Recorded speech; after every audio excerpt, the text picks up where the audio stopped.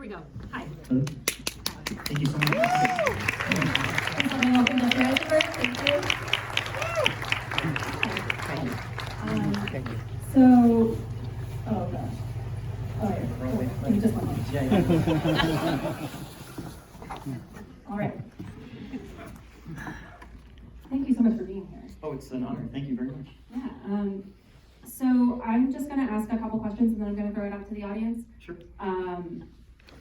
So I just wanted to start, in the obvious place. I know that this started as a story that you did for Audible, and then it became this, and I was just wondering how. Yeah. Yeah, just like any movie, it starts as an Audible original.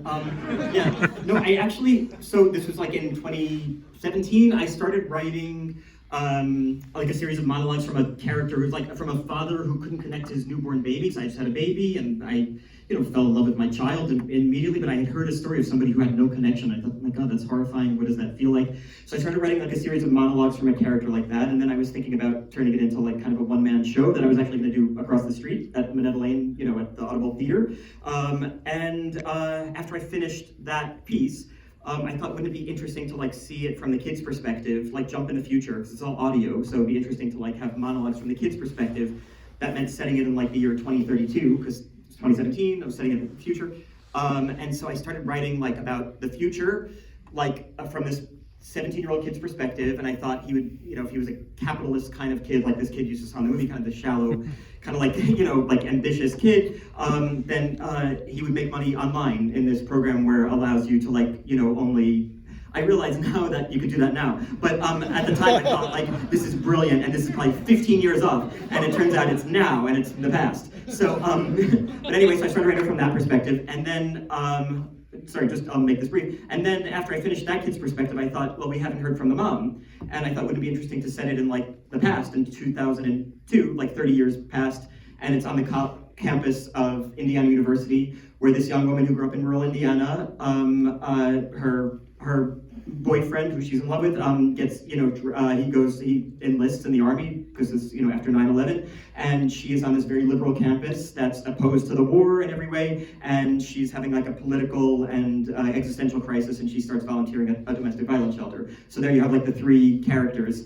And then after I finished the Audible thing, I was looking for another play to write, because that's my background is in playwriting. As a writer is in playwriting, and I was thinking about what this story could be, and I love the idea of a mother and a son who have different values. She's this social activist, a world I know well through my wife, and he's this kind of shallow entrepreneur, a world I know well through myself. And I thought it'd be such an interesting thing. And as I was writing it as a play, I was like, it was taking place in more than one room and had all these props. And I thought, okay, this maybe is an opportunity to make a movie that could be unusual and that I could actually accomplish with my limited skill set.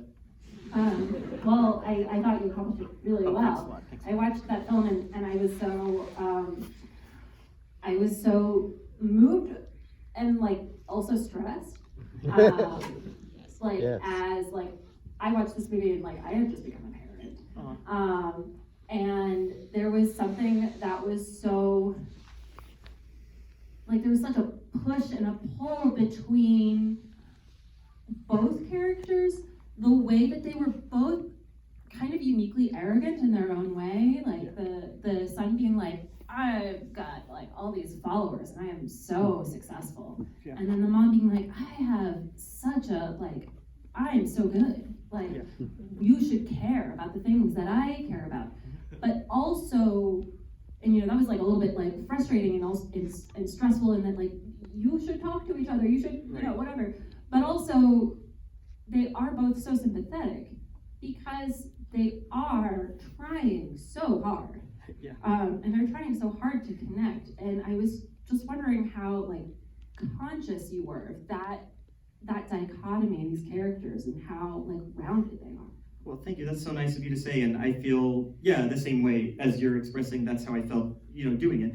And for that reason, like they're so like kind of successful in their own like separate elements. Like she runs this shelter, and she is revered, and and she's doing objectively amazing work. And he alternatively is doing like, shallow work, but he's very successful in his field. And then when he's online, he's like, he's a god to these people. And they can't like connect to each other, and you just think of like, how awful it must be to like be very successful in one area, and yet the person who, is living in the next room over has no appreciation for what you do, and how heartbreaking that must be, and impossible to kind of reconcile, and impossible to like appreciate yourself and the work you do if like the person closest to you can't see the value in it.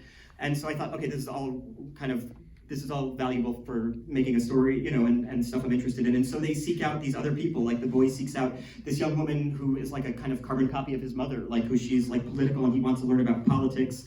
But you really know he just should be asking his mom, like the person is right up there. And then she, starts like unconsciously feeling parental and maternal to this kid at the shelter who has a good mom, like who has a person who's been through hell, but is like a stable parent, and they clearly have like a good relationship.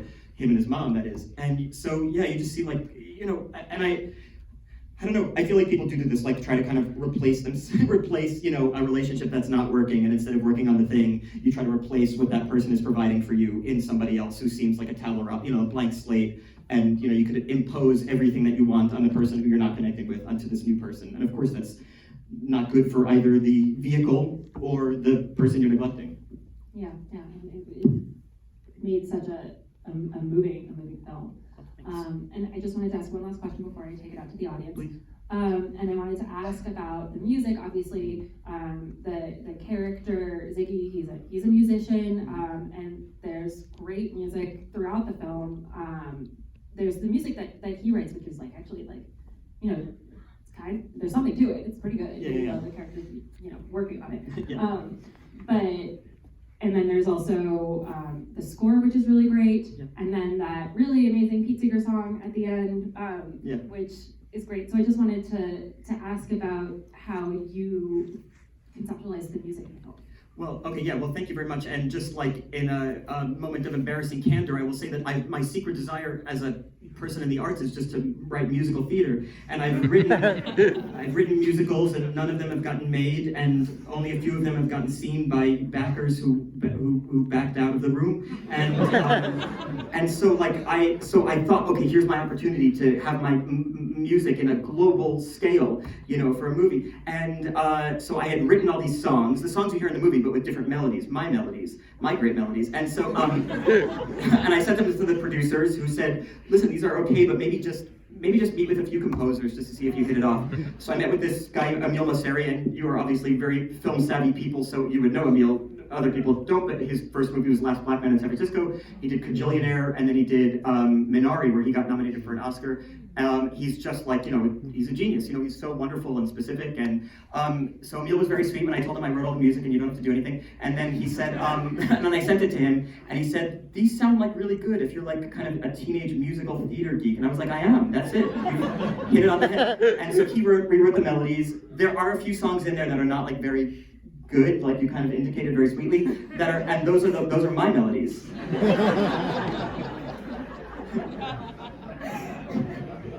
Like there's something there. It's interesting. Yeah, it's like as good as like I am as 39-year-old person working my hardest. So this is a guy who's 17, that's me at 39 is 17-year-old laughable. Somebody please save me. Thanks. Hi.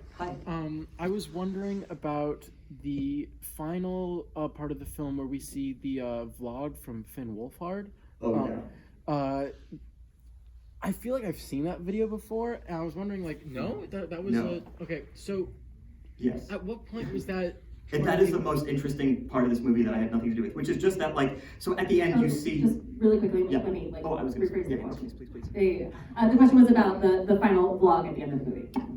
Yeah, so at the end you see Finn at 10 years old, and it's Finn saying, this is the real Ziggy Katz, thanks for tuning in. So that was a deep fake. Wow. So the way it happened was we like toyed with 1,000 different endings on the computer screen. And then, so one of the producers is Dave McCary. He directed like Saturday Night Live shorts for like 10 years. So he's like very into new technology and kind of like quirky technology that you can use to kind of create something, that's not traditional like the rest of the movie is. And so there were these Belgian brothers who did this Tom Cruise deepfake, where there was a guy and he looked like Tom Cruise and he put a hat on and everything, and that was, these Belgian brothers made this. And so we called them and said, hey, could you make a deep fake? I asked Finn, the actor, I said, do you have like a video from when you were 10? Can you send me something? And he rustled up these videos. That video that you thought you saw actually never aired on anything. He just like made it as like a practice run for like if he did that kind of thing. And so he sent me this video. It was like a 7-minute video of him saying, I'm gonna sing some songs on my new vlog. And he's like, insanely adorable. And so we sent it to this Belgian company. They imported the 7-minute clip, and then they asked me, say the dialogue that you want him to say. So I recorded me saying, this is the real Ziggy Katz, thanks for tuning in. They then deep faked that from that 7-minute clip, that creature of 10-year-old Finn saying that to my voice, and then we had to audition boys to sound like Finn so that we can do a voiceover so they can replace my voice. So, because you can't deep fake voice, apparently it doesn't sound as good, which is weird, but so we auditioned boys to sound like a 10-year-old Finn Wolfhard and had them come in and record the thing. So like this is like a 16mm like homemade indie from A24, and yet at the end there's like a little bit of Batman. Thank you for your astute observation. That's unusual. Yeah, thanks a lot. Yeah. What was, since this was your first time directing and you'd been in front of the camera so many times, what was that like working with actors, and what was the most sort of unexpected thing that you found as a director? The question was about working with actors for the first time as an actor yourself, and what was surprising about that?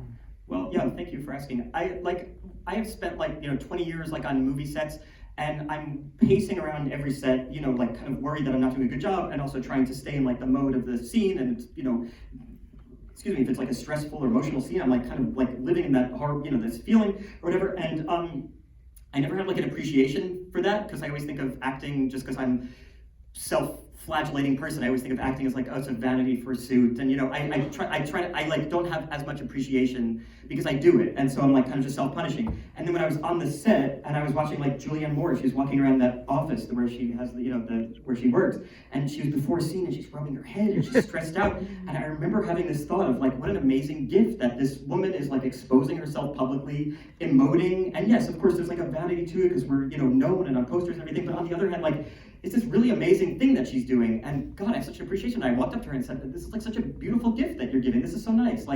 I wanted to tell this story to connect to people, and it's the thing I like to do, and you're doing this very kind of provocative, exposing thing, and how beautiful that is. And only after the movie was done did I realize maybe I could feel that way a little bit more about myself. Not that I have to self-congratulate or anything, just the idea of maybe the thing I do is the stress that I put myself under and the bad feelings and the sleepless nights and all that stuff, maybe it has some value that I can learn to live with a little more comfortably. Yeah. Right there in the back.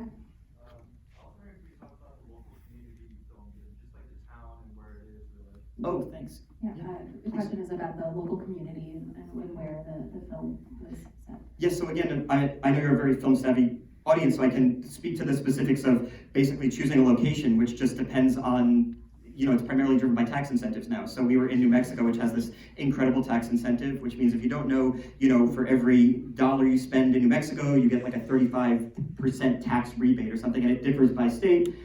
So, so the movie takes place in Indiana. Indiana, is a very conservative state government. They don't offer tax incentives to the heathenist film companies that come there. And so we're looking, okay, what can look like Indiana, and what can we shoot in January, which is freezing in a lot of these places that offer these tax incentives. So the first place we were looking was Winnipeg, because we were going to shoot in September. The movie pushed till January. We couldn't shoot in Winnipeg anymore. Winnipeg offers an amazing tax incentive and looks credibly like Midwest America. There's thousands of streets that could be credibly Midwestern America, if it's generic enough and not specific to Indiana.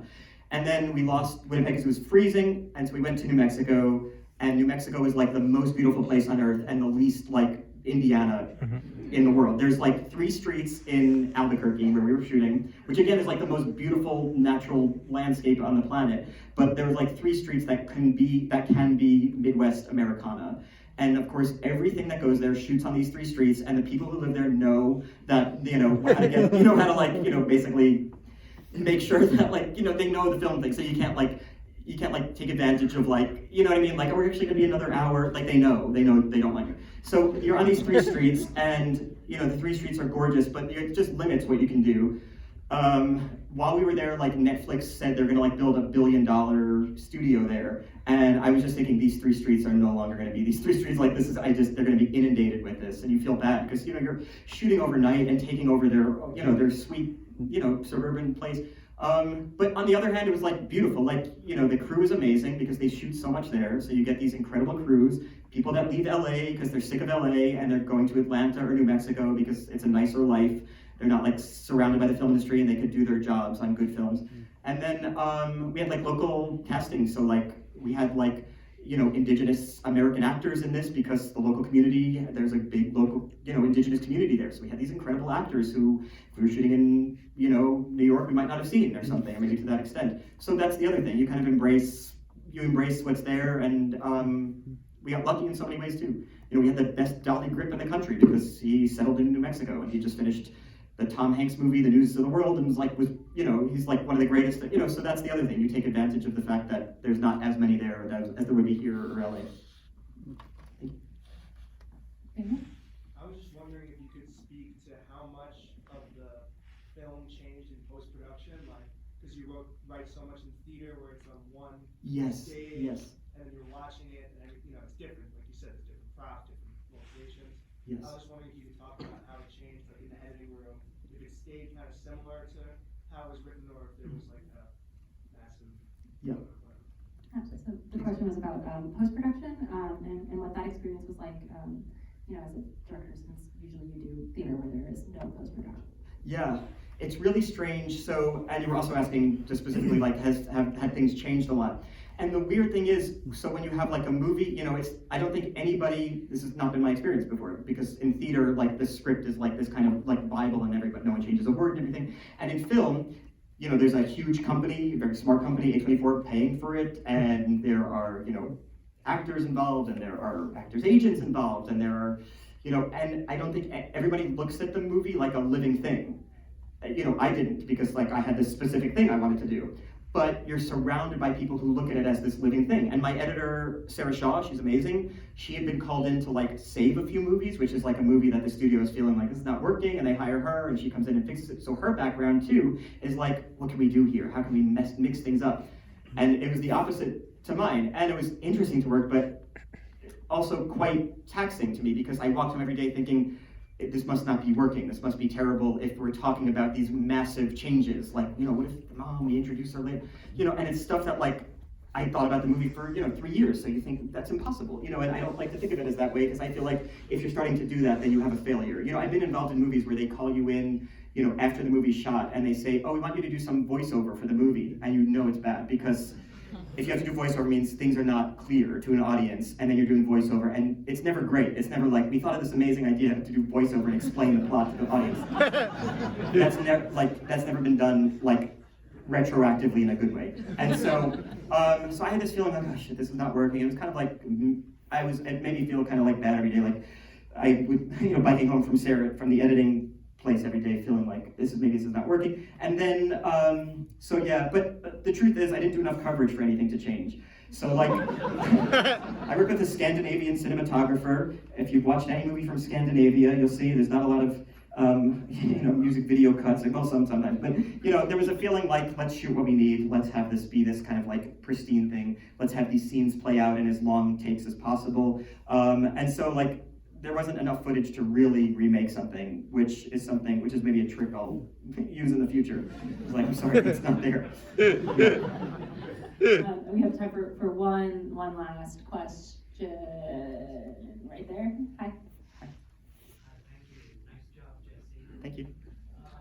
Even though the emotional arc of the film is the mother and the son, I felt that one of the most devastating scenes in the movie is when the father confronts them and says, "Neither one of you showed up to my, award ceremony." Yeah. And so I was just wondering if you could speak to the character of the father. Yeah. And how integral he was to the original, and even though you only had a few scenes, it was such an emotional presence. Oh, in that's so the film. sweet. Thanks, so sweet. I can rephrase. Yeah, you're asking. Thank you. I'll just rephrase. Yeah, just asking about the father's character and the like emotional weight that he has. And yeah, well, I will say also because we're like a New York audience, like I wrote that part. It was like the only part of the movie that I wrote specifically for this actor, J.O. Sanders, who I've seen in all these Richard Nelson plays. I don't know if anybody's seen these. It's like the greatest things in the world. And so like I wrote that for him, and he has like a funny quality, which is kind of like he can be like aloof, but also very smart. It's like an unusual actor quality that he has. And I kind of had this feeling like these two, like, there are two, like, planets in the house, and he's like a kind of, you know, he's a mere star, you know? So, like, you know, he's a bright guy, and he's an academic, but you have these two, you know, such heavy egos. You know, she, of course, is doing, you know, the Lord's work, and she's, you know, saintly, and the kid is doing more shell work, but they both have, like, this incredible sense of self. And so I was just thinking, like, you know, just in the nature of, you know, I guess family systems, family dynamics, just that one person kind of retreats, but then he has his big moment and they don't show up. And I was just trying to, well, I mean, I was trying as a good director or writer, just from like a macro perspective, trying to show like that these people are far more similar to each other than they think, that Ziggy and Evelyn are far more similar than they would imagine or tell other people that they are. So that's what I was trying to indicate through him. The character was like, in the audiobook, it was like a full character that I wrote for myself. So it was like a full character, but then, you know, making a movie, it's like a two-hander movie, and you don't want to give too much weight to other people because then it gets distracting. But I don't know, maybe I did a bad job because like I was thinking when I was editing, I was like, oh, maybe I should have like given him more. But then it feels like it takes the focus off. I don't know, it's one of the million things I'll kick myself over and never watch the movie again. Well, thank you so much. Thank you for doing this. Thank you for doing this. It's so nice to be Thank you so much. Everybody's called one friend, and that's it.